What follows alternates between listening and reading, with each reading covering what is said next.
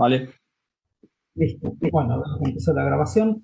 Bueno, buenas tardes a todos y todas. Y empezamos con la última clase teórica del año. Parece mentira que hayamos podido desarrollar las teóricas en estas condiciones durante todo un año. Yo creo que a todos ustedes y a mí también, si me lo contaban en el 2019, no lo creía, pero bueno, hasta acá hemos llegado.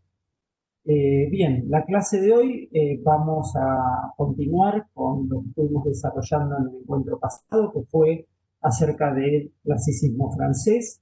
En el encuentro pasado habíamos tomado como caso el Palacio de Versalles, ¿sí? Y lo que vamos a tomar en la clase de hoy es las intervenciones en París.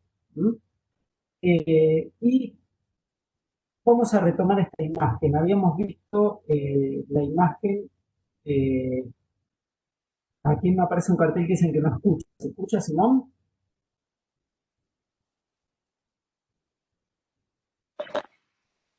¿Cómo? ¿Se escucha bien? Sí. Ah, Sí, sí, porque sí, perfecto. una alumna me decía que no escucha. Bueno, continúo entonces.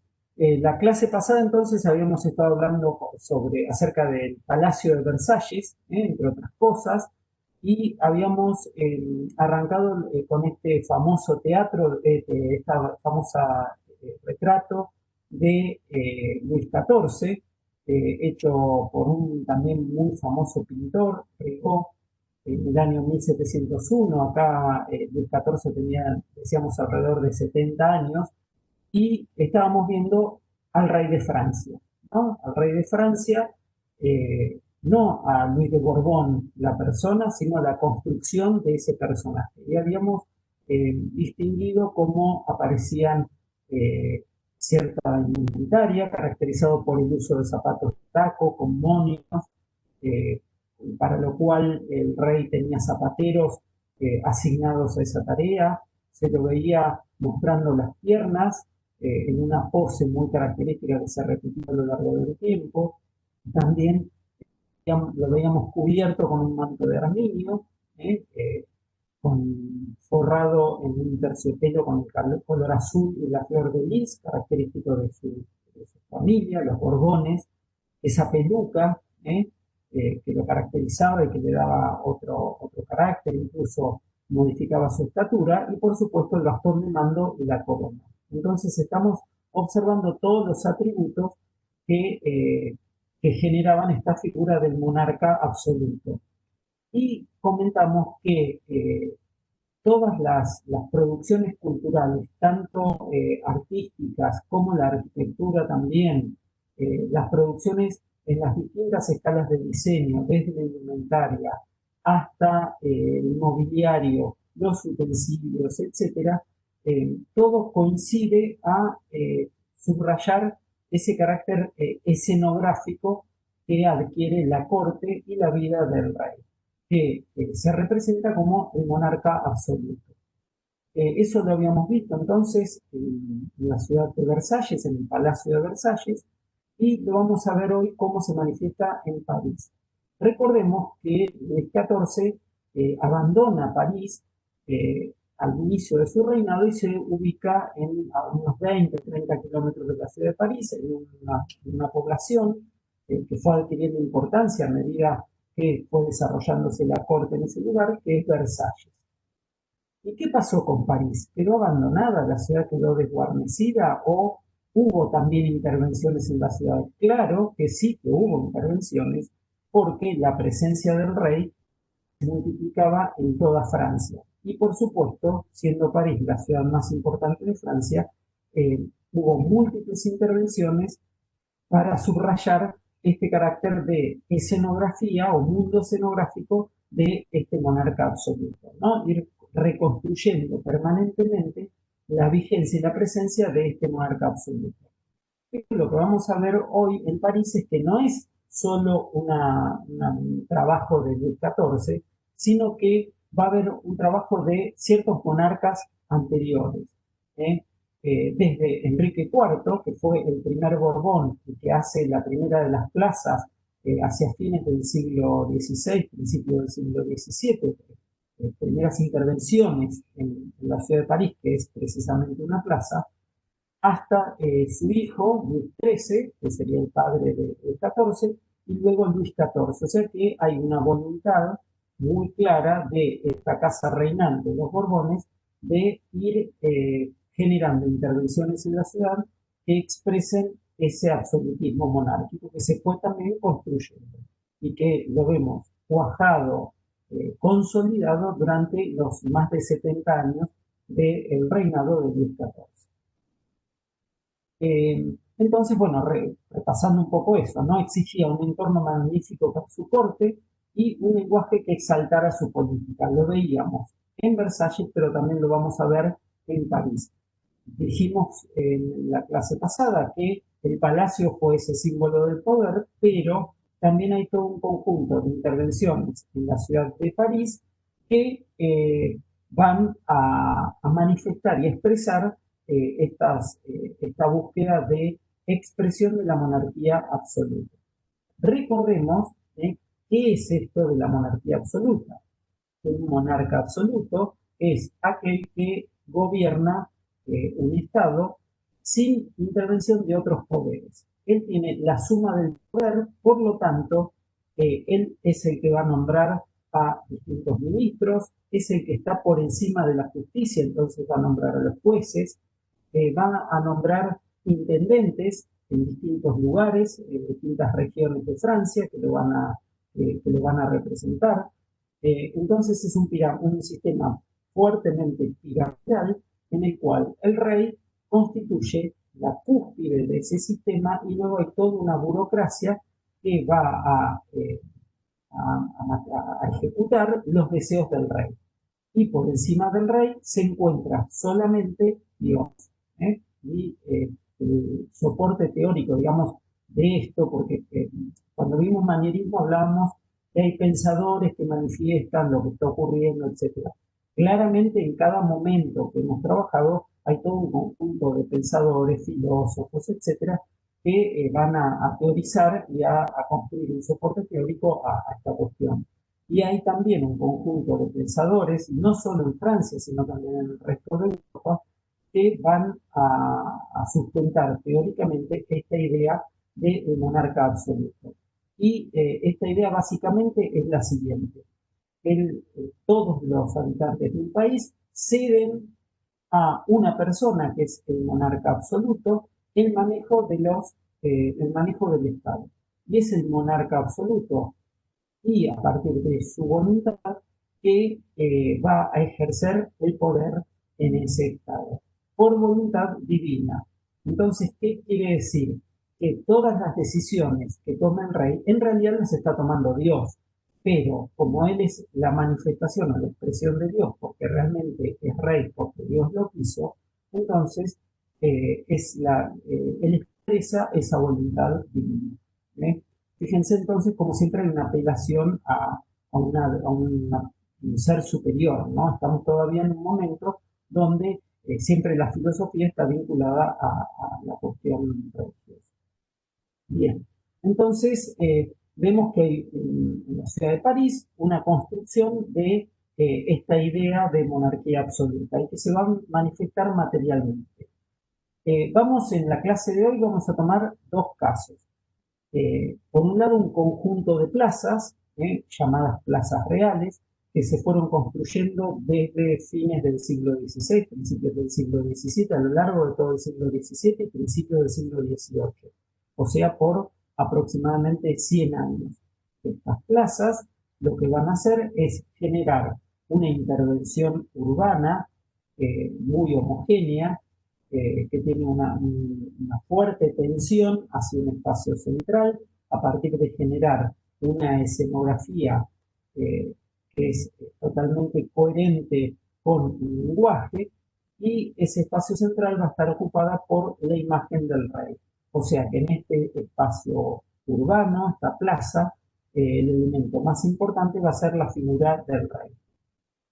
Y luego nos vamos a detener en uno de los tantos edificios que se produjeron en este periodo, que es el Hospital de los Inválidos, y la iglesia de los Inválidos. Acá en esta fotografía que está tomada, de la que están viendo en la pantalla, que está tomada desde Notre Dame, podemos ver una de las gárgolas que hace referencia a donde empezó nuestro camino, ¿no? En el año que es durante la Edad Media, y en el fondo reconocemos obviamente la Torre Eiffel, y a la izquierda de la Torre Eiffel hay una cúpula de color dorado, en realidad no se ve, pero tiene un color dorado, y es justamente ese edificio de los Inválidos que hoy constituye un hito urbano muchísimos siglos después de haber sido construido. ¿Cómo era la ciudad de París en este momento? Bueno, fíjense, a fines del siglo XVI la ciudad de París todavía tenía las características de una ciudad medieval. Recuerden ustedes que la ciudad medieval era una ciudad orgánica, con un crecimiento bastante irregular. Los trazados de las calles no seguían una organización geométrica, sino que seguían otro tipo de organizaciones. Y dentro de la ciudad de París lo que podemos ver es en el centro el de la Cité, la isla de la ciudad, y las dos márgenes, la margen derecha de la ciudad y la margen izquierda. Ellas unidas por distintos puentes que van desde las márgenes hacia la isla de la Cité y de la isla hacia la otra margen.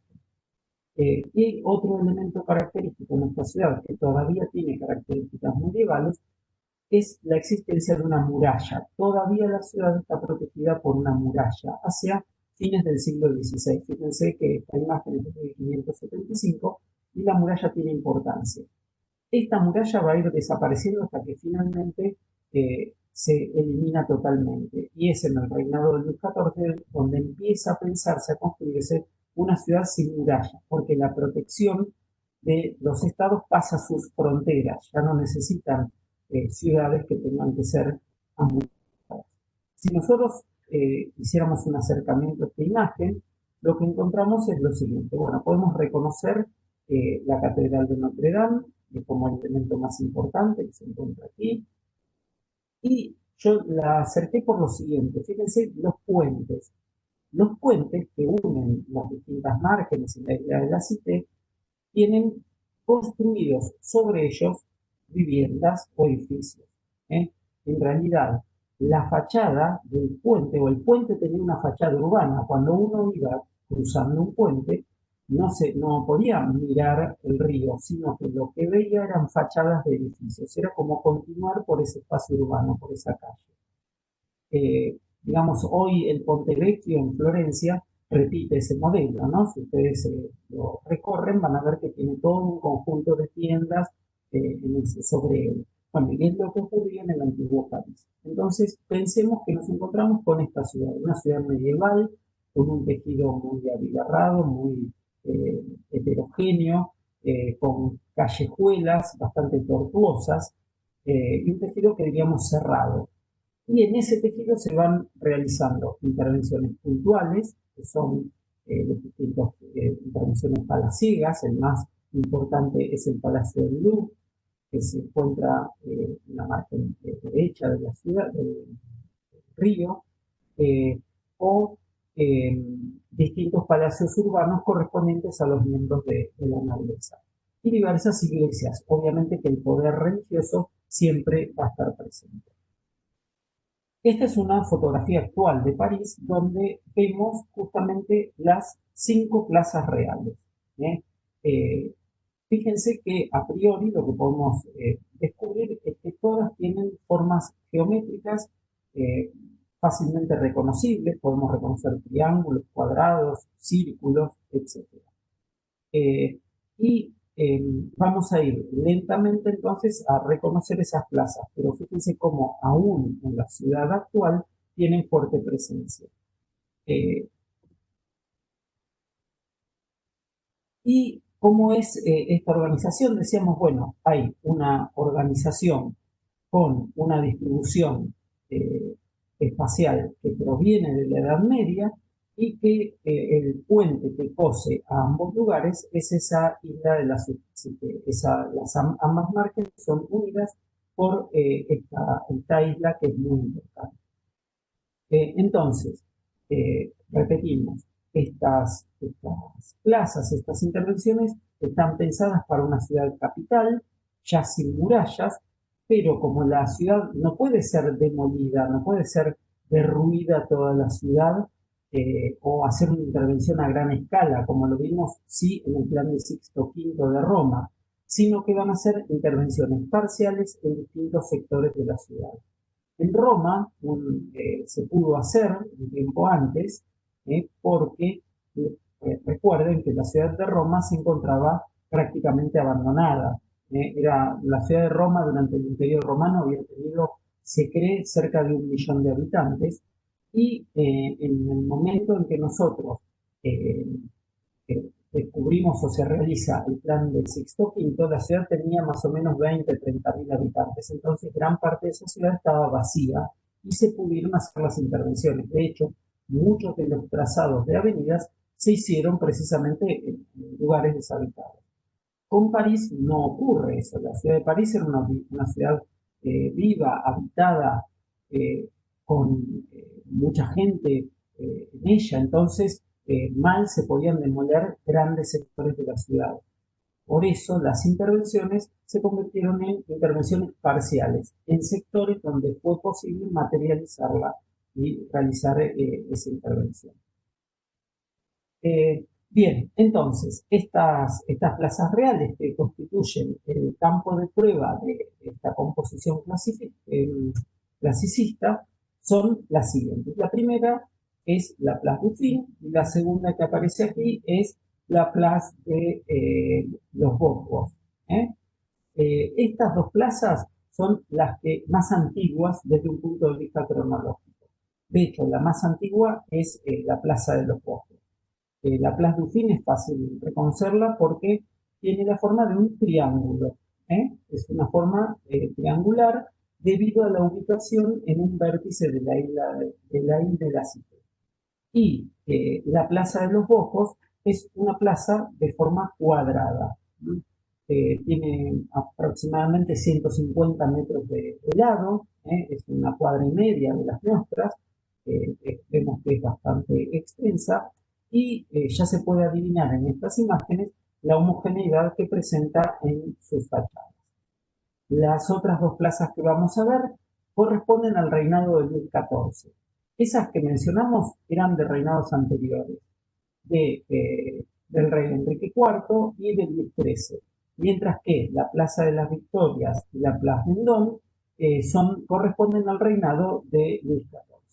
La Plaza de las Victorias se la reconoce fácilmente porque es circular, es un círculo, es casi una rotonda, diríamos, donde coinciden todo un conjunto de avenidas. Y la Place Vendôme en realidad sería un octógono, pero también lo podemos interpretar como un rectángulo con sus ángulos achaflanados, o sea, cortados a 45 grados, lo que nos da una figura octogonal y que tiene muy pocas aberturas. Las únicas aberturas están dadas por un eje central que lo atraviesa.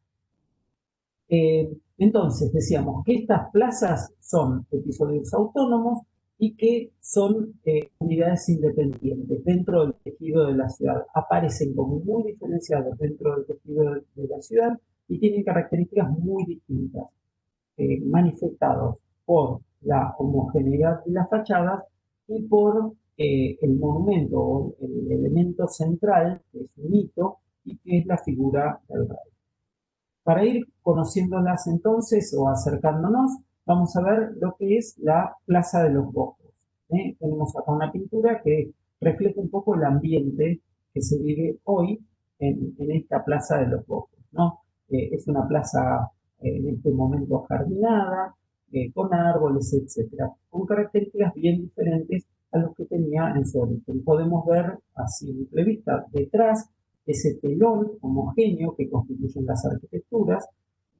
Se distingue una recoba en la planta baja y luego dos niveles en planta alta y terminados con una cubierta de pendiente, con pendiente.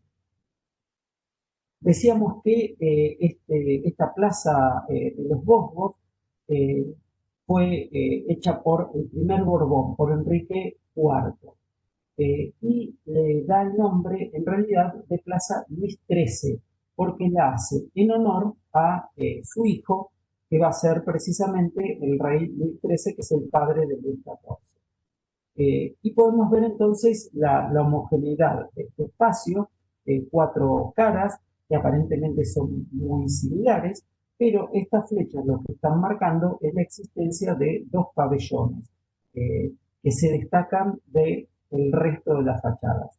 Uno es llamado el pabellón del rey y el otro es el pabellón de la reina. Originalmente, Enrique IV había pensado en construir una fábrica de hilados para producir textiles y que en un espacio libre que había quedado ya que había desaparecido un antiguo palacio. Entonces, en ese espacio libre dentro del estilo de la ciudad, en un lugar más o menos degradado, una zona pantanosa de París, que hoy se llama como Le Marais, se conoce como el Maré, él piensa como para potenciar ese lugar, producir esa fábrica y las viviendas de los trabajadores que van a estar, los artesanos que van a estar trabajando en esa fábrica. Entonces empieza una obra de construcción, se construye la fábrica, algunas fachadas, pero un noble rápidamente lo convence al rey de que en realidad en ese espacio libre lo que podría ser es un gran espacio libre, una plaza, y que esa plaza podría tener una fachada absolutamente homogénea, según la idea que ya había planteado el rey de construir la fábrica y las viviendas de los obreros con una fachada homogénea, seguir con esa idea de fachada homogénea, y como para entusiasmarlo al rey, le propone que lo único que se destaque en esa fachada sean esos dos pabellones, el llamado pabellón del rey y pabellón de la reina. Es simbólico porque en realidad nunca ni el rey ni la reina habitaron ese lugar. Y lo que están marcando en realidad son los accesos. Una característica de esta plaza es que, a diferencia de las plazas que nosotros conocemos en nuestra experiencia diaria en las ciudades argentinas, en las calles no se ven claramente. Digamos, es un telón, el espacio este de plaza es un telón que está cerrado por las cuatro fachadas y no se distingue claramente cuál es el acceso, lo que le da una sensación de claustro directamente. En este caso, los accesos están planteados desde estos pabellones y de una calle que atraviesa la fachada que da sobre el pabellón del rey, que es lo que tenemos aquí. Y en esta imagen es muy interesante porque se puede ver claramente el alto contraste que hay entre un tejido muy heterogéneo que rodea la plaza y la fachada y el tejido muy homogéneo en contacto con esa plaza. Bueno, acá tenemos una vista de acercamiento de uno de los pabellones y aprovecho también para que veamos un poco cómo están resueltas estas fachadas. Tiene la forma de resolución de la arquitectura clasicista en sus inicios, de principios del siglo XVII, en donde hay un contraste entre muros de ladrillo a la vista con sectores donde se hacen referencia a elementos clásicos que son como encadenados, pero no son ni columnas ni pilastras, sino que es una simple referencia a elementos clásicos con piedra, en este caso calcáreo. Donde sí aparece más expresada en los signos clásicos es en la planta baja, el basamento, que está constituido en este caso por una loggia con arcos de medio punto, donde se ven marcadas eh, algunos elementos, como puede ser la clave o alguna de las dovelas, y pilastras de un orden cercano al toscano. Eso marca un ritmo en la planta baja y que se va a continuar en el primer y segundo nivel con estos encadenados hechos en piedra caliza. Aparecen distintos signos clásicos, aparecen una cornisa horizontal que va a coser toda la fachada y la cubierta está hecha con esos techos de pizarra de una fuerte pendiente que nos recuerda a lo que habíamos visto en la clase pasada, la clase del miércoles pasado, en el patio de mármol del Palacio de Versalles, porque el primitivo Palacio de Versalles se hizo más o menos contemporáneamente. El primitivo no sé, era el pabellón de casa de Luis XIV, de Luis XIII en realidad, se remodeló y se adecuó más o menos en la misma época que esta plaza. Por lo tanto, vamos a reconocer el mismo lenguaje, ¿no? Ese contraste entre el ladrillo y la piedra caliza, y este techo con una fuerte inclinación en donde asoman lucarnas que hacen referencias a elementos clásicos, y vemos algunas formas de resolución que ya habíamos reconocido en el manierismo, con frontis curvos o frontis triangulares que están inacabados. Fíjense que se toma, en la arquitectura francesa, se toma todo un repertorio lingüístico proveniente de Italia. Italia siempre fue el referente de la arquitectura francesa. Y este techo de fuerte pendiente, que es característica de la arquitectura francesa, refiere a lo gótico. No nos olvidemos que el gótico tuvo una fortísima impronta en la arquitectura de Francia, y aún si bien hay todo un repertorio clásico, hay una pequeña referencia a estas cubiertas inclinadas que tienen que ver con esa tradición de la verticalidad gótica francesa. Por eso se marcan mucho estos elementos verticales. Vemos que una verticalidad muy acentuada, en contraposición a la forma de resolución italiana que carecía de estas cubiertas de fuerte pendiente. En Versalles, recuerden que todas las intervenciones que hizo Mansart, no, las cubiertas son planas. Las fachadas que dan a los jardines tienen cubiertas que simulan ser planas con una balaustrada. Bueno, acá vemos entonces cómo estas fachadas homogéneas cubren los cuatro lados de la plaza, y van formando como cuerpos que se van uniendo uno con otro y que van generando todo ese espacio homogéneo. Claramente en el centro la estatua del rey. Esta estatua que vemos hoy, que es una estatua de Luis XIII, no pertenece al momento en que se inaugura la plaza, porque la estatua original fue destruida durante la Revolución Francesa. Y esta se reubicó en el siglo XIX, pero manteniendo la idea de la imagen del rey, ¿no? Del rey Luis XIII. Y lo que vemos en esta imagen es un grabado de la época donde podemos ver la inauguración de la plaza, la fiesta de inauguración de la plaza, eh, que se aprovecha la fiesta, el festejo de Lacio de boda del futuro rey, el que va a ser Luis XIII, con su esposa, Ana de Austria, y que va a ser la mamá de Luis XIV. Fíjense la cantidad de gente, desfiles, toda una puesta en escena, que hablábamos que se fue construyendo esta monarquía absoluta a través de esta puesta en escena, donde aparecen todo un conjunto de personajes, arquitecturas efímeras, personajes con atavíos diseñados para el momento, y cómo se ven organizados en sectores que representan a los distintos grupos de la sociedad. Por un lado, el sector privilegiado, que es la nobleza. Recuerden que en este momento la nobleza tiene grandes privilegios, los siguió teniendo a lo largo del tiempo hasta la interrupción abrupta en la Revolución Francesa, junto con el clero. Y el pueblo, que constituía la mayor cantidad de la población de Francia, era el que tenía menos derechos, tenían que pagar impuestos y sostenían en cierta forma el funcionamiento de este Estado. Bueno, y lo que podemos distinguir aquí también es la homogeneidad de esta fachada y cómo aparece detrás todo un tejido heterogéneo, un fuerte contraste en esta intervención muy homogénea y lo heterogéneo del resto de la ciudad. Las recobas del nivel inferior tienen arcos de medio punto en ladrillo y trabaja con, arcos de medio punto en piedra caliza y el trabajo con piedra y ladrillo visto que le da ese cromatismo característico del blanco y el rojo. Hoy, claro que está ocupado por tiendas en ese momento.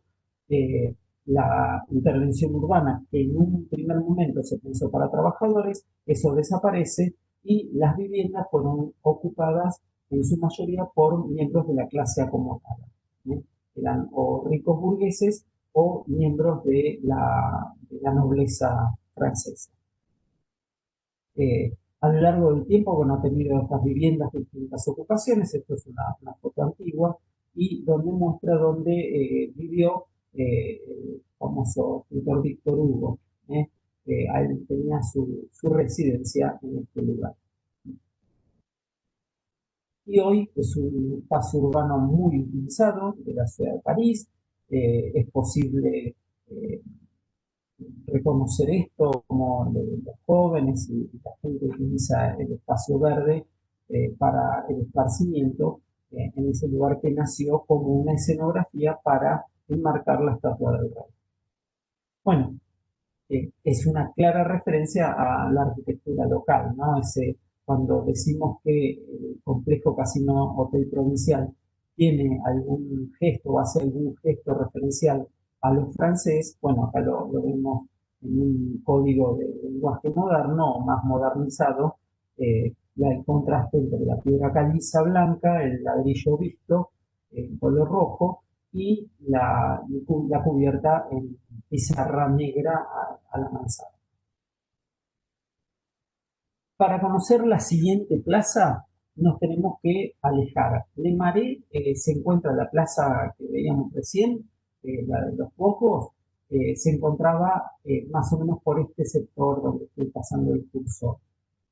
Y ahora nos vamos a ir a la Ile de la Cité. Un detalle, la plaza recibe el nombre de los Bojos a partir de la Revolución Francesa y se consolida el nombre en el siglo XIX y se llama así porque los Bojos fue la primera región de Francia que pagó impuestos a los revolucionarios. Entonces, en homenaje a ellos le quitaron el nombre de Plaza Real que tenía o la Plaza de Luis XIII y la llamaron Plaza de los Bojos.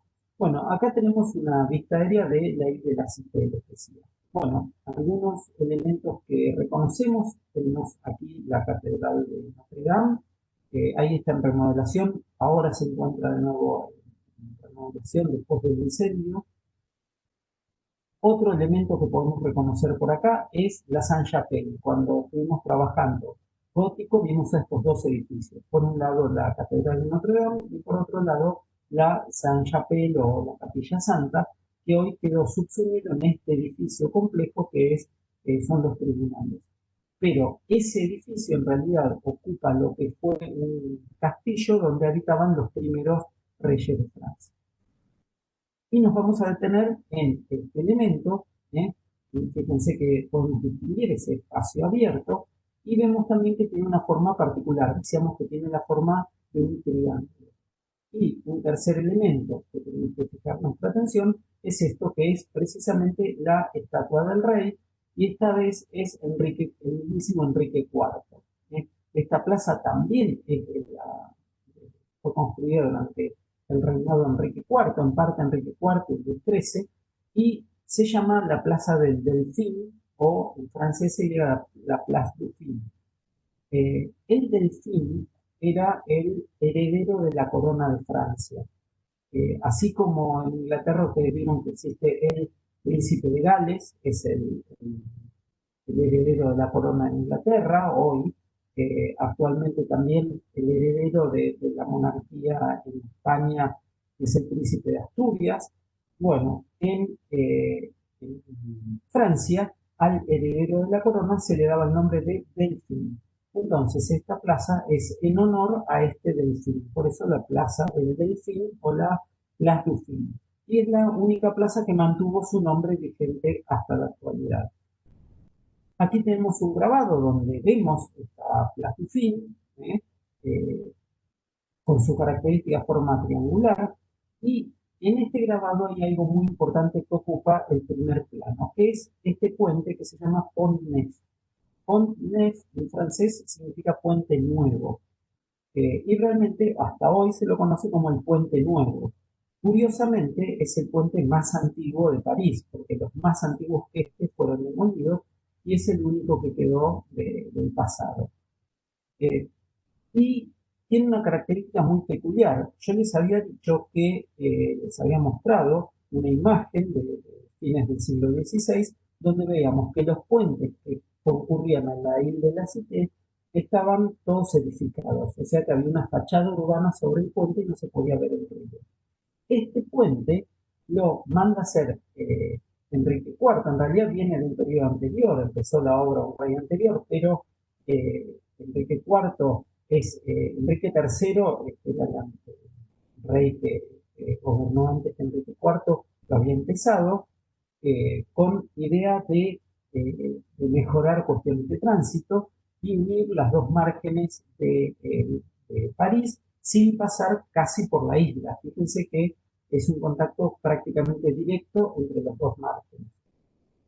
Y Enrique III y Enrique IV luego lo continúa, prohíben la edificación sobre el puente. Entonces es el primer puente que no tiene ningún tipo de edificio sobre él y que permite visuales sobre el Sena, pero lo que más le interesaba al rey era que hubiera visuales sobre el Palacio del Louvre en una forma de exhibición del centro del poder de esta monarquía que se iba construyendo como una monarquía absoluta. Como un dato, acá a la izquierda, en primer plano, hay un edificio que tiene como pilotes. Bueno, eso es una bomba que extraía el agua del Sena para alimentar a las necesidades de la ciudad. Bueno, y lo que vemos es justamente la Place Dauphine. La Place Dauphine también tiene las características estas de homogeneidad que les comentaba. El acceso está como escondido, si el puente es tangencial, podríamos decir, al espacio urbano. La plaza participa, pero no lo interrumpe. En el espacio urbano la calle tiene una circulación que no está cortada o no atraviesa esa plaza, pero sí participa. Y vemos al costado del puente la estatua del rey, en este caso dijimos que era el rey Enrique IV, y en la época en que se construye la plaza, la estatua se encontraba en el medio del puente. Luego fue trasladada a esta posición lateral respecto del puente. Y esa estatua, que es la que está dominando a la composición de la plaza, tiene la particularidad de encontrarse fuera de ella, se encuentra fuera de la plaza, pero al estar sobre el eje central, el eje de simetría de la plaza, participa activamente de este espacio. Bueno, vemos la planta que tiene esta forma, decíamos, de un triángulo, isósceles porque tiene dos lados iguales y está la base segmentada para marcar ese eje de simetría y permitir un acceso al espacio plaza. Y lo que vemos a la derecha es una imagen actual desde el puente, se ve el Pont Neuf, la estatua del rey y es el acceso a la plaza. Que si uno no conoce que hay una plaza, lo descubre, ¿no? Es como un descubrir ese espacio que se va abriendo. Acá tenemos, bueno, entonces señalado justamente la ocupación del espacio que ocupa la estatua del rey y el acceso de esta plaza, que genera un espacio tensionado por su estrechez y luego se abre la plaza. Vemos esa imagen precisamente y fíjense que todavía acá podemos ir distinguiendo el lenguaje. Es prácticamente lo único que queda de la fachada original porque las fachadas interiores de la plaza a lo largo de los siglos se han ido modificando pero tiene un lenguaje similar a la Plaza de los Boscos, ¿no? Un basamento en piedra con arcos de medio punto, esta vez no son recovas, sino que son aberturas, dos niveles por encima de ellos, con la aparición de la piedra caliza y del ladrillo visto, y la cubierta a la mansarda, ¿no? Con pendiente y resuelta mediante las mansardas con lucarnas.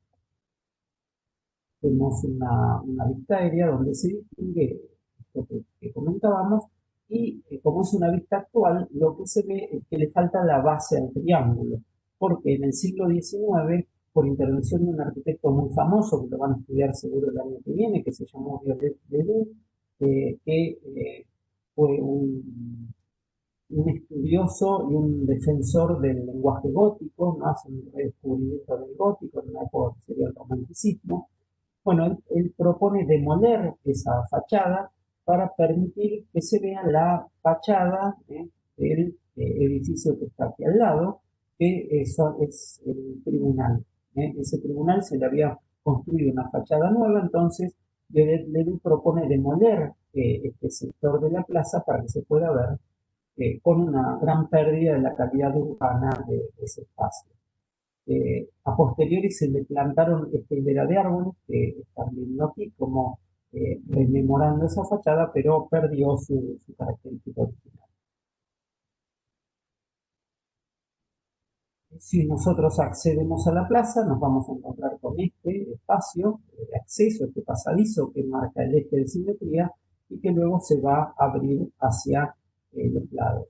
Fíjense la gran homogeneidad, no solo la planta era homogénea, sino que tiene una sistematización muy fuerte y una homogeneidad en todas las plantas de las unidades de vivienda que se iban a construir ahí. Son unidades de vivienda también dedicadas a un público privilegiado, pero no tan distinguidos como los de la Plaza de los Bojos o las otras plazas que vamos a ver a continuación. Entonces hay un espacio único, una característica de unidad y también de homogeneidad. Lo que vemos aquí es el acceso a través de un patio a los distintos locales que están en planta baja y a las escaleras que nos van a conducir a los locales de las plantas altas. Y la imagen de poder, decíamos a través de la estatua, se encuentra por fuera del recinto. Vemos una pintura donde se ve el espacio con las características que tiene hoy, ¿no? Un espacio donde esa estatua, que es la que el eje, el mito urbano de la plaza, se encuentra afuera y tiene su presencia a pesar de no estar en la plaza por encontrarse en el simetría y participar de la construcción geométrica del espacio urbano.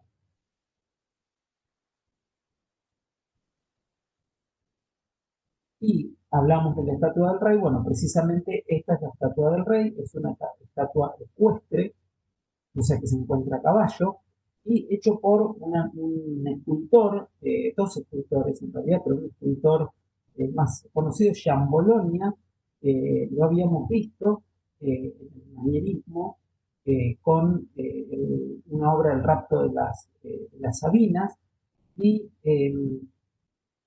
y fíjense la importancia cultural que en Italia, las obras para el rey de Francia se encargan aún a Italia. Por lo tanto, hay una mirada siempre a Italia. Si bien podemos distinguir o encontrar mucha diferencia entre lo que es el barroco en Italia y lo que es el clasicismo en Francia, que son bien diferentes, el francés siempre, o por lo menos aún, tiene una mirada puesta en la producción italiana.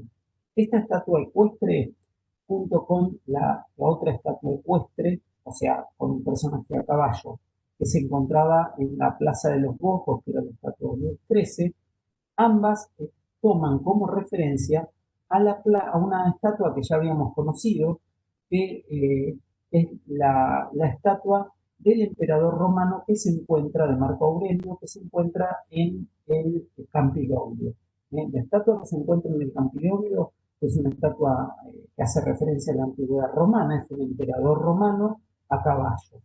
Eh, Recordemos que en el Campidoglio interviene Miguel Ángel, genera todo ese espacio urbano con características muy peculiares y diseña el pedestal de la estatua.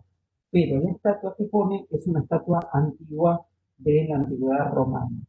Entonces, en esta búsqueda de asimilarse a esa antigüedad romana, a imitar a la antigüedad romana y asimilar la imagen del rey a la del antiguo emperador romano, es que dos reyes de Francia, por lo menos, y ya vamos a ver que Luis XIV también, lo vemos a Enrique IV, lo vemos a Luis XIII, que copian esa forma de aparecer públicamente, o sea, de mostrarse públicamente, de construir su imagen, cómo fabrican, en términos de Peter Berg, la fabricación de esa imagen del monarca absoluto, relacionándose con la aparición del emperador romano.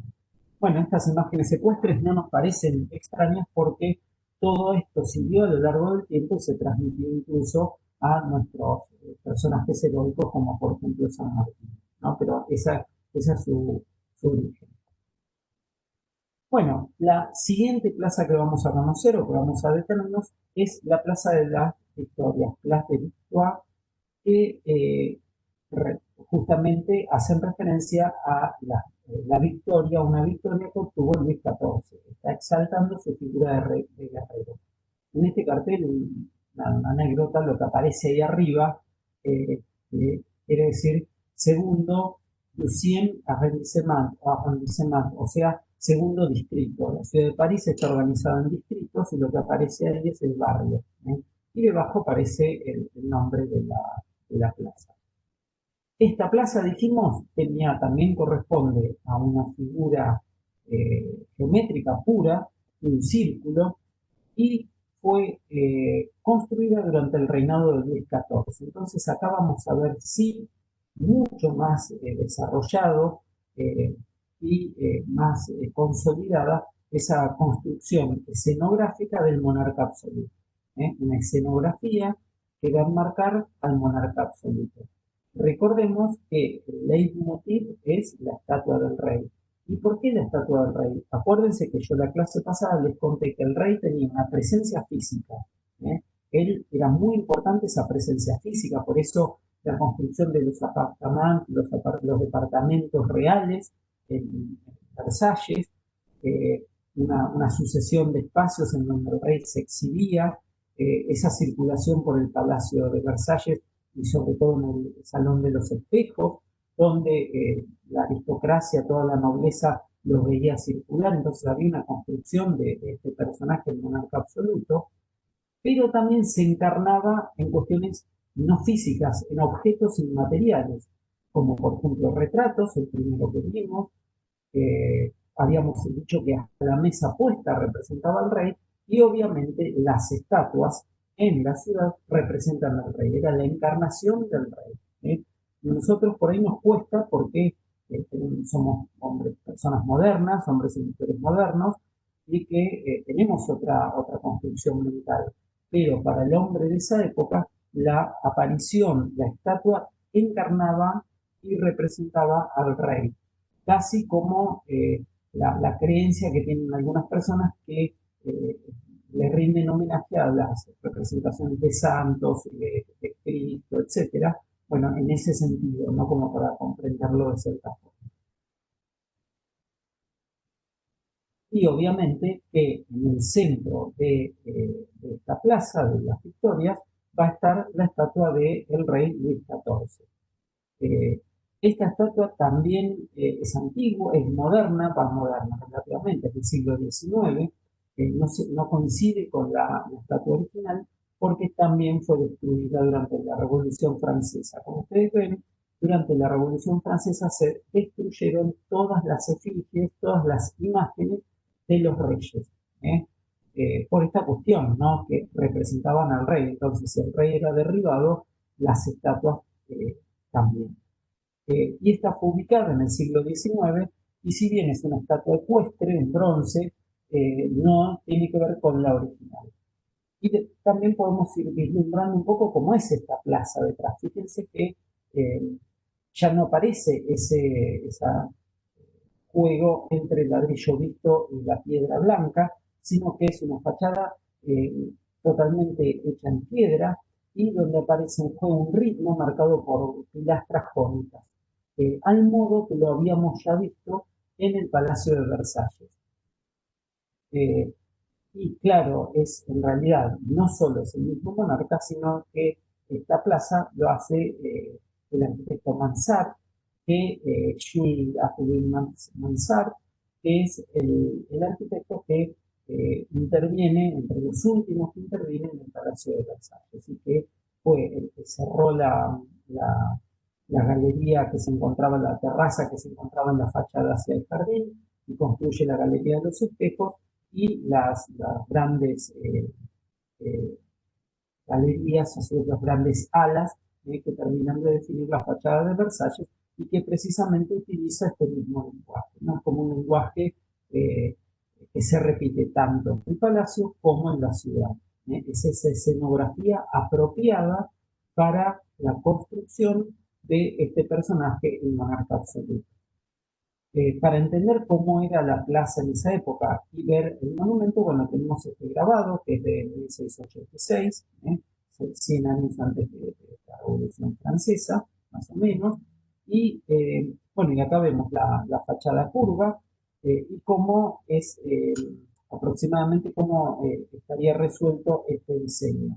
Es un basamento con un almohadillado y arcos de medio punto, y encima de ello eh, un ritmo de pilastras jónicas y por supuesto una cubierta en pendiente, no plana como de Versalles, sino se rescata esta idea de la cubierta con pendiente y con distintas lucarnas. Y lo que por ahí puede llamar la atención es el monumento central, que si vemos un acercamiento es este. Vemos un grabado también, porque repito, el monumento original fue destruido, y lo que vemos es, fíjense la alegoría, ¿no? Para incluso los estudiantes de diseño industrial pensar en cómo eso se repite en los distintos objetos, en los muebles, etcétera. Cómo es la construcción de ese monarca absoluto, triunfante, es una alegoría donde se ve al rey Luis XIV, lo veíamos representado en una pintura, con un atuendo especial. Bueno, la escultura se repite, fíjense que se ve esa posición tan particular de sus piernas, el bastón, la corona, el manto de armiño que lo está cubriendo, y lo que vemos es la alegoría de la victoria detrás de él. La reconocemos porque tiene alas. Recuerden que la victoria se la representa siempre con una figura alada. Es una alegoría que viene de Grecia y luego también de Roma, y es alada porque vuela y va a veces a uno y a veces a otro. Y hoy ustedes lo pueden ver en sus zapatillas Nike. Aparece también que Nike hace referencia a la victoria alada, es un término griego, y el logo de Nike es una ala, precisamente es el ala. Bueno, esta victoria que está sosteniendo una corona de laureles en el sentido del triunfo, y lo que están a los pies de la estatua de Luis XIV son las distintas potencias que habían sido vencidas por el rey en una de las tantísimas guerras que participó el Luis XIV. Una de ellas era España, una potencia que siempre tuvo conflicto. El rey Luis XIV siempre entró en conflicto con España. España, piensen que era el estado más importante de Europa hasta el siglo XVI. Durante el siglo XV y durante el siglo XVI, España era la potencia más importante. No solo tenía grandes territorios en Europa continental, sino encima la expansión hacia América. Pero es Francia el que le quita ese lugar de importancia, y tanto es así que finalmente el rey que termina gobernando España, Felipe V, es el nieto de Luis XIV. Bueno, entonces uno de esos personajes que se lo ven vencidos es España. El otro es Brandeburgo, que sería un sector de Alemania, digamos, idea de Alemania moderna. En esa época en varios estados, el más importante es Brandeburgo. El otro es Holanda, el archienemigo, diríamos, de Luis XIV. Luis XIV siempre tuvo un conflicto muy fuerte con Holanda, porque Holanda era la potencia económica, ¿sí? España era la potencia territorial europea y la potencia económica era Holanda, porque eran los dueños de los mares y del comercio. No tuvimos tiempo este año, no nos detuvimos a ver el barroco en Ámsterdam, sí lo vimos el año pasado, y ahí veíamos también cómo se manifestaba esa riqueza y ese poder holandés. Bueno, entonces, tratando de disputarle ese poder, Luis XIV estuvo en conflicto y en peleas siempre con Holanda, y finalmente el Sacro Imperio Romano Germánico, representado por lo que serían los austríacos. Esas eran las cuatro potencias que habían sido vencidas o dominadas por Luis XIV. Y la Plaza de las Victorias en realidad entonces es un escenario para, para ubicar este monumento que recordaba al pueblo de París los triunfos que había tenido su monarca. Bueno, esta es una vista actual. El proyecto original de la plaza era un círculo en el cual no se veían las calles. Así como yo les conté, me detuve en explicar que en Place Vendôme prácticamente no se ven las calles. Y para acceder a la plaza se pasaba por arcos debajo de esa recoba y es como sorprendente, ¿no? Entrar a esa plaza. Bueno, lo mismo estaba pensado por Mansart en el proyecto de esta Plaza de las Victorias, o sea, un telón homogéneo circular que rodeara la imagen del rey. Fíjense qué potente hubiera sido eso. Sin embargo, como se constituyó en un nudo de tránsito que unía dos lugares muy importantes de París, uno es el barrio de Richelieu y el otro es el área central de París, donde hay la Cité y demás, entonces se genera un nudo de tránsito y no se pudo estrechar las calles, por lo tanto está totalmente segmentado. Y sí se puede uno pensar o imaginar cómo hubiera sido esa fachada continua. Bueno, y acá distinguimos cómo es esta fachada, ¿no? Un basamento amarillado, arcos de medio punto, un ritmo sugerido por estas pilastras jónicas y una cubierta de la mansarda con lucana. Y cómo se cose todo la fachada, o sea, se le da unidad a esta fachada a partir de un encornizamiento debajo, arriba de los arcos, que va a generar un retraso, un retranqueo y un balcón, y este cornizamiento que separa, establece el límite entre lo que es la fachada y lo que es la cubierta. Y la utilización y la referencia a distintos elementos clásicos, como por ejemplo la utilización de máscaras que lo habíamos visto ya en el barroco en Roma, y acá está ubicada sobre una de las dovelas en la clave del arco de la base.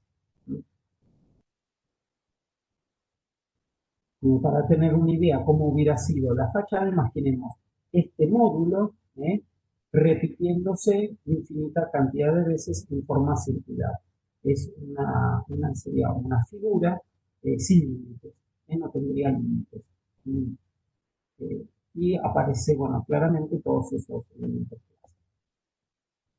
La última plaza que vamos a ver hoy es la Place Vendôme o en la época de Luis XIV, un personaje humilde de Luis XIV, se lo conocía como la Plaza de Luis le Grand, o sea, Luis el Grande. Hay todo un montón de apelativos que permiten pensar lo que fue esta época, ¿no? Bueno, Luis XIV, el Rey Sol, ¿no? Apolo, Luis el Grande, ¿eh? También se lo conoce como el Gran Siglo, que coincide con su reinado. Fíjense qué cantidad de apelativos y de adjetivos en relación a ese momento. Y es así porque a partir de estas construcciones, porque vimos que Luis XIV las termina de consolidar, pero viene todo de un proceso de su abuelo y su padre, de consolidación de este poder central y de establecer a Francia como la potencia más importante de Europa. No solo desde un punto de vista económico, político y económico, sino también como un referente cultural. Toda esta construcción que hacía Luis XIV de la etiqueta en el palacio de Versalles, que tenía un fin político, habíamos dicho, la indumentaria, la elección de un cierto atuendo, cómo se mostraba, etcétera, impone lo que es la moda, y esa moda francesa luego va a ser imitada por las distintas cortes europeas. Entonces, ubica a partir de esta época, por eso el gran siglo, a partir de este siglo XVII, es que Francia se ubica como un referente cultural de Europa. Y en cierta forma desplaza a la referencia cultural que era Roma, que era Italia, pero Roma fundamentalmente. ¿Sí? Se va diluyendo hasta prácticamente ir desapareciendo. Bueno, acá vemos la Place Vendôme, también de Mansart. Decíamos que tiene forma octogonal, es un rectángulo con sus cuatro ángulos achaflanados, o sea, cortados a 45 grados. Y en esta foto me parece interesante porque se ve lo que es una fachada que es un telón de fondo, y de hecho se construyó la fachada y luego se hicieron los edificios detrás, y acá se puede distinguir bastante bien. La historia de esta plaza es la siguiente. En un principio, Mansart era un personaje bastante interesante por las multiplicidad de facetas. Era un gran arquitecto, fue un gran arquitecto, produjo muchas de las obras más importantes de este periodo, como obviamente Versalles, estas plazas. Vamos a ver en la próxima obra la de los Invalides, o los Inválidos, pero también ocupó un puesto muy importante, fue el superintendente de las obras reales, era algo así como un ministro de obras públicas, era un cargo súper importante porque el superintendente era el representante del rey en un tema, en este caso las obras públicas, o sea, era entre obras, la arquitectura, entre el rey y la arquitectura, en las producciones arquitectónicas, el único mediador era Mansart. Nadie había, ni siquiera Legó había ocupado ese puesto. Y eso lo llevó a que muchos contemporáneos dijeran que en realidad era un trepador, un adulador. De hecho, decían, en algún texto lo van a leer, que el mérito más grande de Mansart era producir obras, diseños, y luego mostrárselo de tal forma al rey y hacerle sugerencias que el rey pensaba que era el mismo rey que había pensado el diseño. ¿Eh? O sea, ya tenía una idea Mansart, y cuando se entrevistaba con el rey para contarlo, pensar cómo podía resolverse algún proyecto, el rey terminaba convencido que era el mismo Luis XIV, el mismo que lo había diseñado. Y entonces eso le alababa el orgullo del rey, que es una persona evidentemente muy narcisista, y le logró ocupar un puesto muy destacado dentro de la corte. En ese sentido, Mansart también hacía grandes negocios, cada uno tenía sus negocios, y él junto con otros nobles deciden hacer un negocio inmobiliario en esta zona. Aquí se encontraba un monasterio que había sido demolido y un antiguo palacio, entonces se hizo un hueco urbano, compraron el espacio y iban a construir una serie de edificios públicos y viviendas, eh, y iba a estar rematado la calle con ese monasterio que había sido demolido y que se volvería a construir, etc. La cuestión es que empezaron con esa obra, luego esa obra se detuvo, no se pudo hacer, y finalmente convencieron al rey que él participaba también en el negocio, que se vendiera eso, que no se hiciera la gran obra pública y la obra privada, y se lo vendieron a privados para que desarrollen esa obra. Y lo que sí quedó marcado o sí quedó construido fueron las fachadas. Y en realidad lo primero que se inaugura es la estatua del rey y las fachadas. Fíjense cuando yo decía de esta cuestión escenográfica, no de esta monarquía absoluta. Se inaugura la estatua y las fachadas. Detrás de la fachada no había nada, porque lo importante era esa escenografía que marcaba a este monarca absoluto. Bueno, acá vemos también un grabado de época, donde aparece esta plaza, la estatua del 14. Fíjense que es una estatua ecuestre, eh, que luego obviamente también, aunque no saben cuándo fue destruida, en la Revolución Francesa. Y el pedestal que soporta esa estatua ecuestre hace referencia a esta obra de Miguel Ángel que les contaba, de Campidoglio. y podemos reconocer las características de la arquitectura de Mansart de la época. Un basamento con un modillado y arcos de medio punto, un ritmo de pilastras que en algunos momentos se transforman en semicolumnas, que abarca dos niveles, son órdenes gigantes, y una cubierta con pendiente con bucanas. Y las calles que atravesaban iba a tener como punto focal el antiguo monasterio que se iba a reconstruir, que luego esa obra no se hizo. Bueno, yo les había dicho que Luis XIV, cuando se produce la Revolución Francesa, es sacado del lugar. Sin embargo, un personaje muy importante posterior ocupa el lugar. Entonces, fíjense que estos escenarios urbanos sirven para distintas figuras en el poder. ¿eh? Como hay un gusto por los poderosos de mostrar su efigie de ellos o de alguien al cual consideran relevante, y utilizan el espacio público como escenografía para la exhibición de estas figuras. En este caso lo que vemos es una reproducción, una referencia a la columna de Trajano que se encuentra en Roma, hecha por el emperador Trajano, donde es un monumento, que es una columna cuya única función es sostener una estatua, y en el fuste de la columna, en forma espiralada, están narradas las campañas bélicas del emperador Trajano. Estamos hablando de la época de Cristo aproximadamente. Mil y pico de años después, otro personaje reproduce esta estatua y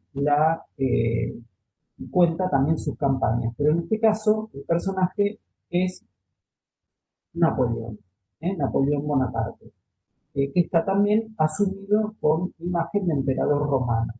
No tiene que ver con la monarquía absoluta de Luis XIV, no confundan.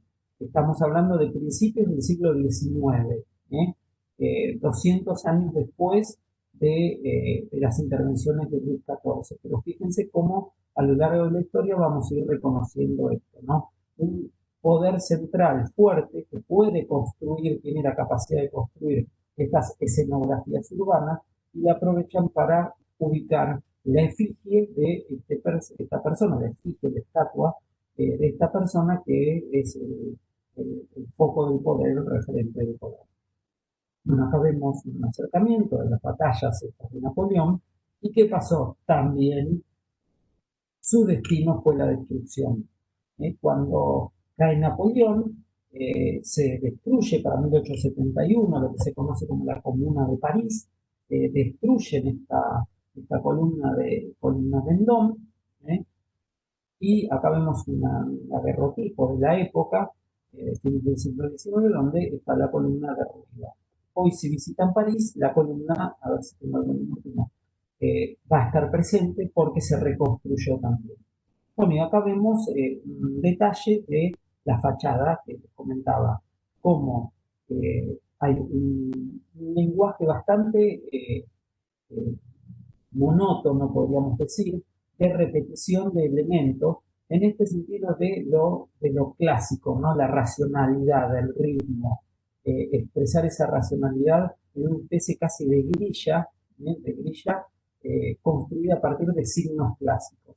Un basamento, un desarrollo con órdenes gigantes, de columnas compuestas, de pilastras compuestas, ya pasamos del jónico a las compuestas, y en los ejes, en el centro, aparece un cuerpo central con un frontis, con 4 columnas, de trástilo, se conoce, con semicolumnas. Esta misma estrategia de marcar tensión en los ejes centrales a partir de reemplazar las pilastras compuestas por semicolumnas compuestas, lo vamos a ver también en los chaflanes, o sea, en los ángulos de este polígono, de este octaedro. Entonces así conseguimos un ritmo de muros continuos con pilastras y destacar algunos sectores generando tensión con el uso de medias columnas y frontis griegos.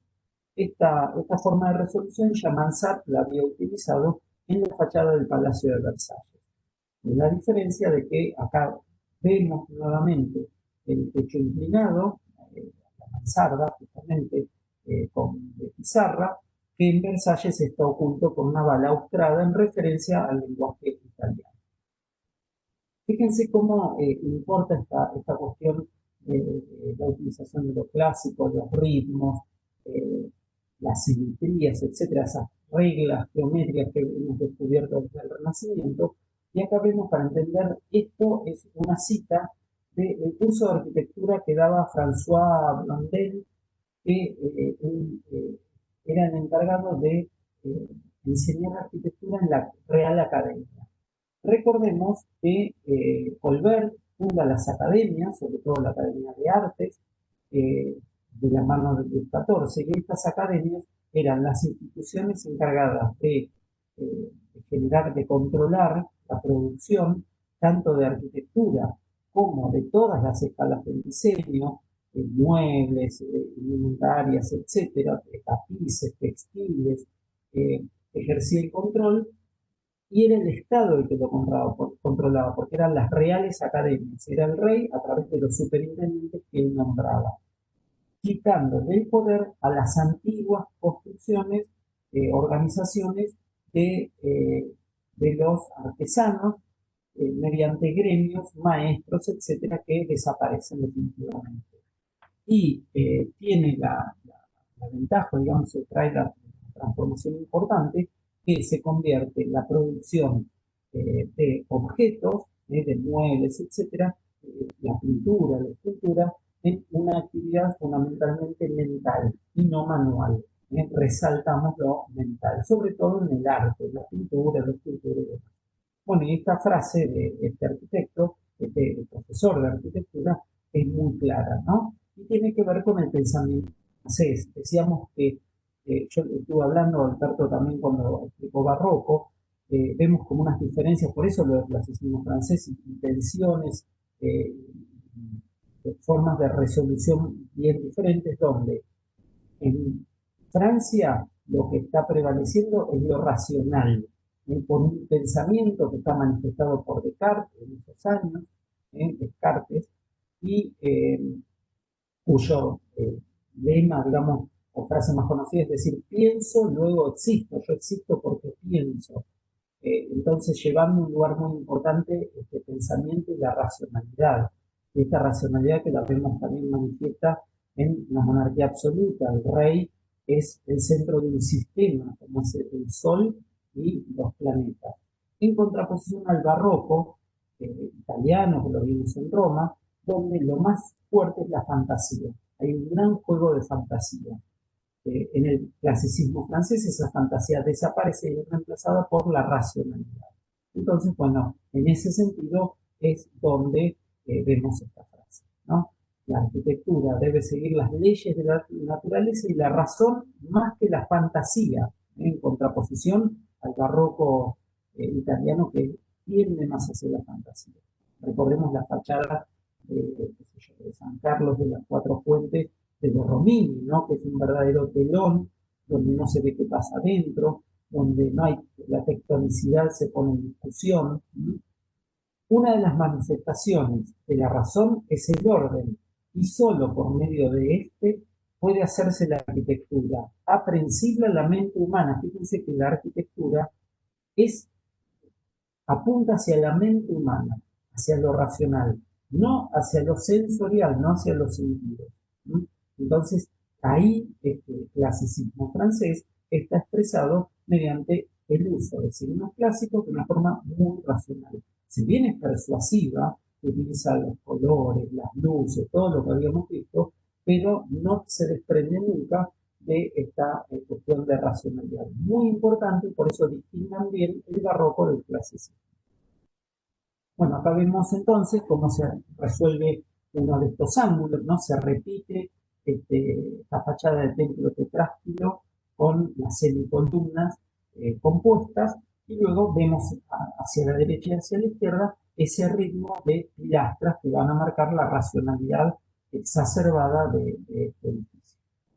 Y bueno, las lucarnas como una concesión casi a la fantasía, no con una forma mucho más desestructurada, con la aparición de la elipse y las ménsulas, etcétera, ¿no? Un contrapunto muy interesante de la rigidez de la planta baja, de lo que ocurre debajo en la fachada, y este juego descontracturado de los lugares. Eh, Habíamos dicho que originalmente tenían una finalidad de edificios públicos esta plaza, luego se cambia el proyecto, ¿eh? Pero hoy todavía es posible reconocer la existencia de algunos despachos dedicados a la administración de la República de Francia. Y también hay importantes casas de moda por ahí del año, qué sé yo. Bueno, y la aparición también de estos mascarones y demás, y se corta misa por misa que va a coser toda la fachada. Aquí también vivieron personajes ilustres, por ejemplo, François Federico Chopin, polaco, y que vivió en esa casa que hasta el 17 de octubre, miren que día, de 1849. Bueno, vimos entonces espacios urbanos, ¿no? Y como para ir viendo un objeto de arquitectura y ya ir cerrando, vamos a ver el Palacio Nacional de los Inválidos. Entonces, como síntesis, vimos 4 plazas de las 5, esas plazas como van a representar distintas intervenciones a lo largo del tiempo, vemos casi 100 años de intervenciones, pero tienen siempre algo constante, la construcción de una fachada homogénea y la figura de la estatua del rey que representa la presencia real en esta plaza. Bueno, el Palacio de los Inválidos es, o también conocido como Hospital de los Inválidos, es una intervención de Luis XIV en la cual construye un hospital, pero no un hospital en el sentido de atender enfermos, sino un hospital en el sentido de hospitalidad, de recibir a, como su nombre le indica, los inválidos. ¿Quiénes eran estos inválidos? Eran los soldados que habían quedado inválidos o se habían perdido miembros. Imagínense lo que eran las guerras en ese momento, ¿no? En las guerras, en la cantidad de guerras que había tenido Luis XIV a lo largo de sus 70 años de reinado. Recuerden que él siempre quiso imponer sus ideas y ocupar territorios para conseguir más riqueza, etc. Entonces, hubo esos encuentros que hoy contaba con la mayoría de las potencias europeas, y en todas esas guerras quedó muchísima gente lisiada, discapacitada, con miembros amputados, etc. Entonces, Luis XIV diseña hacia el 1670 más o menos, diseña, lleva adelante un edificio enorme que está ubicado en París, en una zona en ese momento más, lo que sería el suburbio de París, destinado a alojar, atender, proteger, dar vivienda a estos soldados que quedaron inválidos o ancianos y que habían participado en las guerras. Como son miles de soldados, el edificio es enorme, es un edificio muy, muy grande. Y este edificio lo va a hacer un arquitecto que no tuvo una actividad destacada, que se llamó Liberal Brunat. Pero vamos a ver también la intervención de Mansart en esto que está ocupando nuestro primer plano de la imagen, que es la iglesia de los inválidos, que decíamos es un mito urbano dentro de la ciudad. Bueno, lo que vemos acá entonces es este edificio enorme, enormísimo, para albergar a la cantidad de heridos de guerra, y hace referencia a las arquitecturas monacales, o toma también como referencia a un palacio monasterio que existía de tiempo antes que era la sede de la corte española, que se encontraba en el Escorial. Entonces es un gran edificio con pabellones y organizado alrededor de patios. Un eje central marcado con el acceso, lo que estamos viendo ahora es la zona de acceso, con un arco y dentro de ese arco la imagen, por supuesto, de Luis XIV. ¿Quién no? ¿Cómo iba a faltar Luis XIV? Lo vemos ahí a Luis XIV a caballo, también con alegorías de la fuerza y la victoria, etcétera, etcétera. La fachada es muy simple, tiene esa apelación a lo racional con ritmos marcados con pilastras eh, y quizá lo más interesante, lo más importante es este acceso, que es un acceso bastante peculiar porque está construido con un arco de medio punto, que es un motivo más decorativo, marcado por pares de pilastras jónicas y que albergan esa imagen del rey. Y fíjense que siempre queda el espacio para la fantasía en las lucarnas. Acá las lucarnas, como era un espacio que iba a albergar a soldados, simula armaduras y yelmos de diferentes soldados. Entonces, las lucarnas tienen esta característica, se corporizan como las armaduras de los soldados. Y por supuesto que aparece un basamento marcado con arcos de medio. Lo más interesante es el interior, ¿no? Eh, Cómo Brunard lo resuelve en una forma muy elemental, con arcos de medio punto, casi como si fueran acueductos. Hay autores que dicen eso, pero esa representación tan sobria está hablando de la idea de la guerra, ¿no? De los guerreros y la claridad del lenguaje y la austeridad haría referencia a estos soldados y lo único que aparecen son marcados los ejes de simetría con estos frontis y columnas apareadas que le dan un mayor volumen.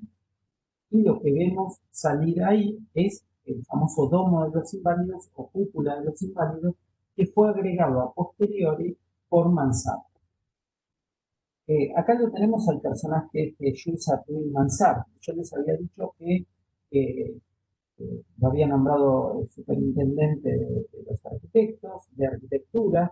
En realidad tenían un conjunto de personas que estaban trabajando para él.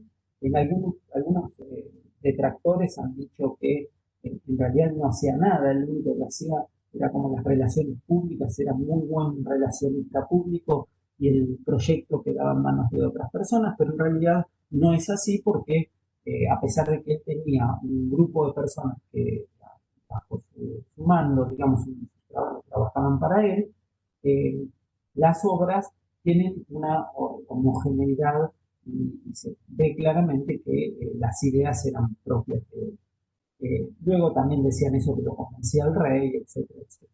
La cuestión es que llegó a ser una figura muy encumbrada. Fíjense acá lo tenemos pintado por el mismo pintor que construyó ese retrato de 14, y lo vemos eh, resaltando el texto, ¿no? Lo intelectual, y, eh, y detrás justamente los inválidos, ¿no? Como una de sus obras más importantes, y también la gestualidad como se ve como un hombre de la nobleza, etcétera, ¿no?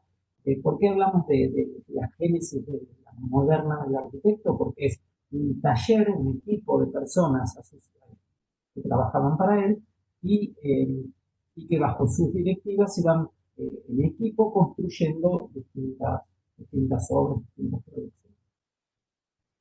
producciones. Habíamos dicho que el proyecto original es de Bruan. Acá vemos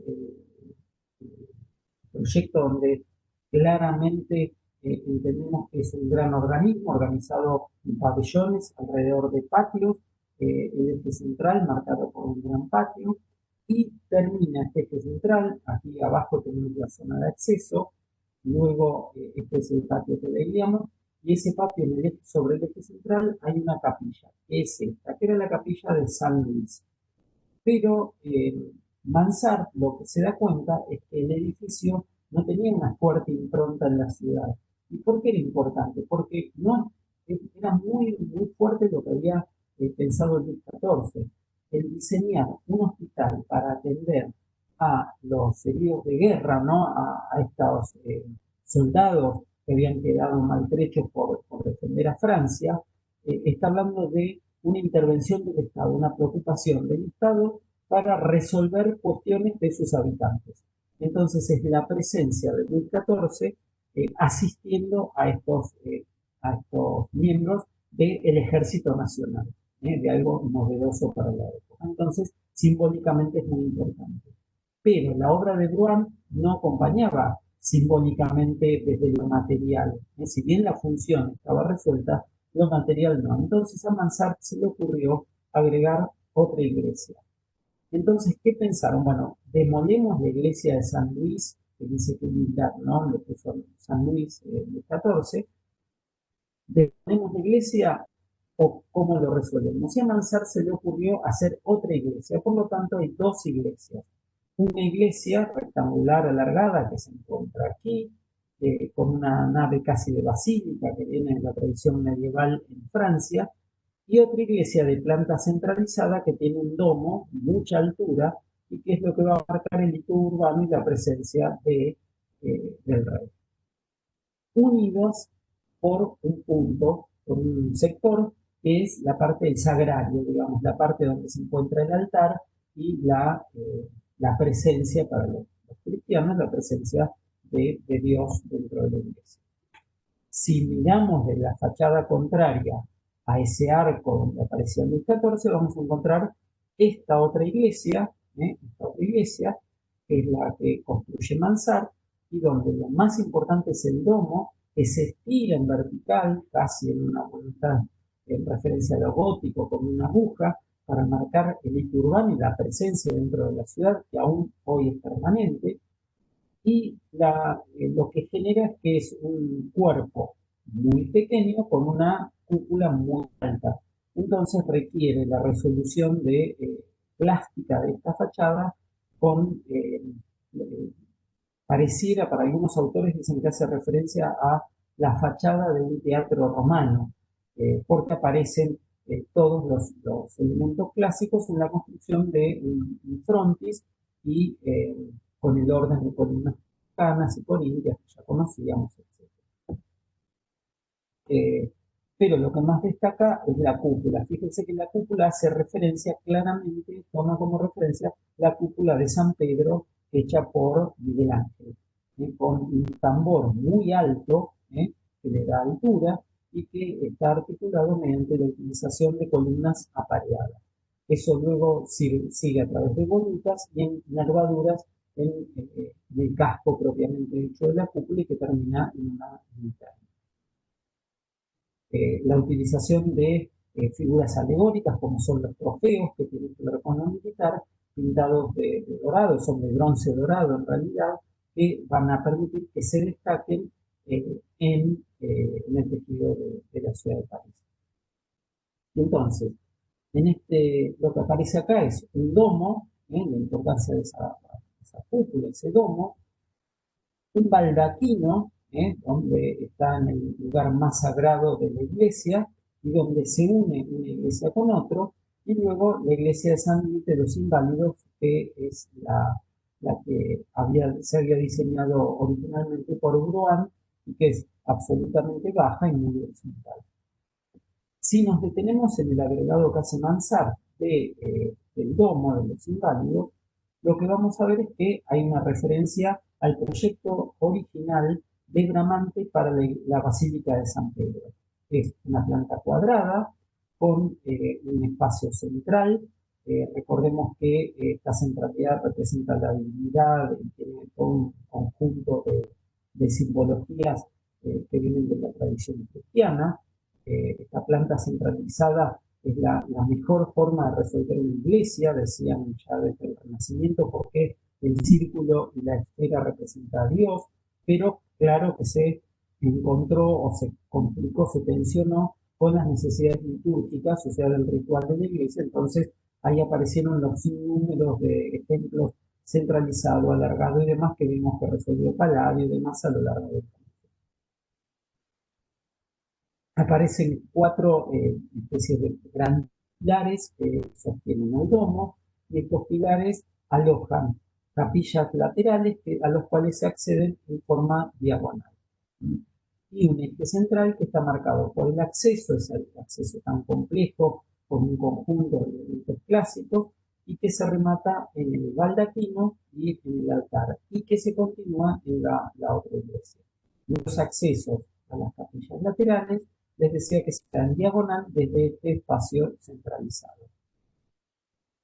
El corte es muy interesante de esta iglesia porque podemos ver que para buscar la altura y generar este eje urbano, la cúpula en realidad son tres cúpulas. Aparece el domo central, ese espacio centralizado, marcado con una primera cúpula que se ve desde adentro, que tiene un enorme óculo que permite entrar luz, una segunda cúpula que tiene funciones simplemente de cerramiento y que van a tender a la ilusión óptica, al trabajo óptico de ese óculo y la entrada de luz, y una tercera cúpula que es la cubierta propiamente dicha, que es una cubierta muy liviana, que tiene una estructura liviana, no es una gran masa muraria como habíamos visto en otros ejemplos. El Panteón es el primero que ustedes vieron. Por lo tanto, esos grandes pilares que aparecen en el cuadrado de la planta no tenían prácticamente ningún sentido y por eso pudieron ser horadados perfectamente.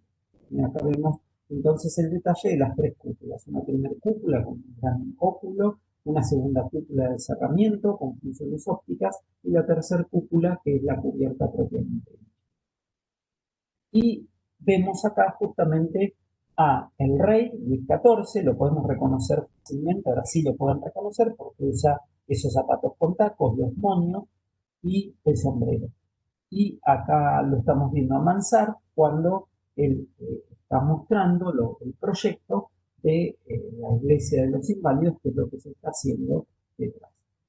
Si nosotros accedemos hoy a la iglesia de los inválidos, nos vamos a encontrar con esto, que es justamente la tumba de Napoleón. Fíjense que en realidad algunos autores dicen que este espacio lo había pensado Luis XIV como su propia tumba, ¿no? Para que aún después de la muerte esté su presencia en la ciudad. Nunca se usó, Luis XIV está en Saint-Denis, como la mayoría de los reyes de Francia. Recuerden Saint-Denis, la primera iglesia gótica que habíamos visto. Y bueno, y es acá donde se adecua un espacio, una cripta, se levanta el piso y se va hacia abajo y se hace una cripta y que aloja los restos de Napoleón Bonaparte. Bueno, acá vemos cómo está resuelto el interior. Fíjense cómo son los accesos de las capillas laterales. Aparecen en esos grandes masas murarias inmensas pechinas, y esas pechinas que generan tanto peso simbólico, peso visual, que se le agregó por delante un sistema de cornisas, entablamentos y columnas compuestas. Y acá vemos este domo desde el interior, cómo aparece el tambor que lo levanta hacia arriba, que permite la entrada de luz y ganamos en altura, la primera cúpula y la segunda cúpula que cierra ese óculo. El espacio más sagrado donde se unen ambas iglesias está resuelto con un baldaquino. Lógicamente, o es muy clara la alusión al baldaquino que Bernini desarrolló en la iglesia de San Pedro, en Roma. Fíjense otra referencia a lo romano. Utiliza las columnas salomónicas, esta vez son de mármoles de colores, y este baldaquino tiene la imagen de Jesús y es lo que permite unir las dos iglesias. Si ustedes miran por detrás de la cruz, se ven las bóvedas de la otra iglesia de San Luis, ¿no? la iglesia, especie de iglesia doble. Acá vemos la imagen completa con la tumba de Napoleón abajo y la vista desde el otro lado, desde la iglesia de San Luis, que eh, había diseñado Brown, y en contrapunto el gran domo diseñado por Mansart. Entonces, bueno, esto es una cita, ¿no?, de un libro donde dice: con Jules Sapir Mansart termina la gran arquitectura arquitectura del siglo XVII, que se despide a toda orquesta con un allegro final, ¿no? En referencia a esta música, un allegro, ¿no? La parte más fuerte de la música, y que es la cúpula de los inválidos. Entonces, algunas citas también como para ir cerrando el tema. La Plaza Real, que lo tuvimos como un espacio monumental uniforme, formando una pantalla alrededor de la estatua del monarca, en una fachada que constituye una pantalla homogénea y que se sustrae a la circulación de la ciudad. La única función son funciones de representación, se realizan fiestas, se realizan eventos o van a constituir la escenografía para enmarcar la presencia del rey. Es la construcción de una puesta en escena. Todo el sistema de poder es un dispositivo que produce efectos. El poder y sus rituales se teatralizan. Entonces, fíjense que las dos clases que estuvimos viendo es precisamente eso, una teatralización del poder y una generación de este monarca absoluto, tanto en el palacio como en la ciudad. Bien, para ir finalizando, el urbanismo ordena el desarrollo de la ciudad y expresa a través de la arquitectura monumental el poder del Estado. ¿eh? Eso es lo que veníamos comentando hoy. Bien, con esto terminamos la clase de hoy. No sé si seguimos grabando, yo creo que no. Y